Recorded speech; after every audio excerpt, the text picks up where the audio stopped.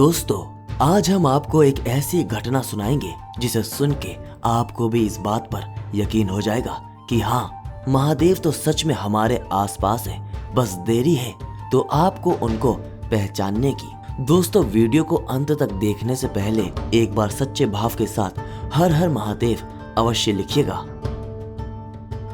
आज हम आपको बता रहे हैं कि जब केदारनाथ में समय को रोककर स्वयं भगवान शिव ने दिए थे अपने ही भक्त को दर्शन, और उसके बाद जो हुआ उसे देखकर वहां पर पुजारी भी हैरान हो गए थे। दोस्तों, केदारनाथ के दर्शन करने के लिए भक्त साल भर इंतजार करते हैं। केदारनाथ की चढ़ाई बहुत ही मुश्किल मानी जाती है और इसीलिए ऐसा कहा जाता है कि भोले बाबा जिसे दर्शन देने की ठान लेते हैं उसे दर्शन देकर रहते हैं। इसी बात से जुड़ी है भगवान शिव के एक भक्त की कहानी, जिसके बाद केदारनाथ को जागृत महादेव कहा जाने लगा। ऐसा कहा जाता है कि एक बार एक शिव भक्त अपने गांव से केदारनाथ धाम की यात्रा पर निकला। पहले यातायात की इतनी सुविधाएं नहीं होती थी, इसीलिए वो पैदल ही निकल पड़ा। रास्ते में जो भी मिलता उससे केदारनाथ का मार्ग पूछ लेता और मन ही मन वो भगवान शिव का ध्यान करता रहता। चलते चलते उसको महीने बीत चुके थे और आखिरकार एक दिन ऐसा आया जब वो वाकई में केदारनाथ धाम पहुंच ही गया। लेकिन दोस्तों, केदारनाथ में मंदिर के कपाट 6 महीने खुलते हैं और 6 महीने बंद रहते हैं। वो उस समय पर पहुंचा जब मंदिर के द्वार बंद हो रहे थे। मंदिर के पंडित को उसने बताया कि वो बहुत दूर से महीनों की यात्रा करके आया है। पंडित से प्रार्थना की कि उसको एक बार भगवान के दर्शन कर देने दिए जाए, लेकिन वहाँ के नियम है, अगर एक बार कपाट बंद हो गए तो फिर वो 6 महीने के बाद ही खुल जाते हैं। दोस्तों, इसके बाद वो भक्त बहुत रोया, बार बार भगवान शिव को याद करता रहा कि प्रभु बस एक बार मुझको दर्शन दे दो।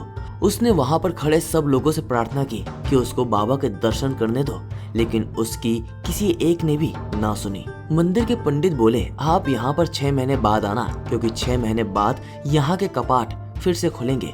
यहाँ 6 महीने बर्फ और ठंड पड़ती है और सभी लोग यहाँ से चले जाते हैं। दोस्तों, ये सुन के वो भक्त बहुत रोया। रोते रोते रात होने लगी, चारों तरफ अंधेरा हो गया, लेकिन उसको इस बात का विश्वास था कि उसके शिव आएंगे और उसको दर्शन अवश्य देंगे। उसे बहुत भूख और प्यास भी लग रही थी। उसने किसी की आने की आहट सुनी, देखा कि एक सन्यासी बाबा उसकी तरफ आ रहे हैं। वो सन्यासी बाबा उसके पास आया और पास में बैठ गया।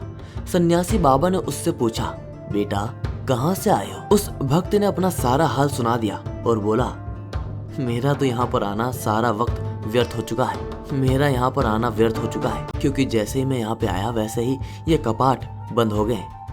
तब बाबा जी ने उसको समझाया और बाद में खाना भी दिया। फिर बहुत देर तक बाबा उससे बातें करते रहे। बाबा जी को उस पर दया आ गई और वो बोले, बेटा मुझको लगता है सुबह मंदिर जरूर खुलेगा, तुम दर्शन जरूर करोगे। बातों बातों में इस भक्त को ना जाने कब नींद आ गई। सूर्य के मध्यम प्रकाश के साथ भक्त की आंखें खुली। उसने इधर उधर बाबा को देखा, लेकिन वो कहीं भी नहीं थे। इससे पहले कि वो कुछ समझ पाता, उसने देखा कि पंडित अपने कई लोगों के साथ, यानी अपनी पूरी मंडली के साथ उसके पास ही आ रहे थे।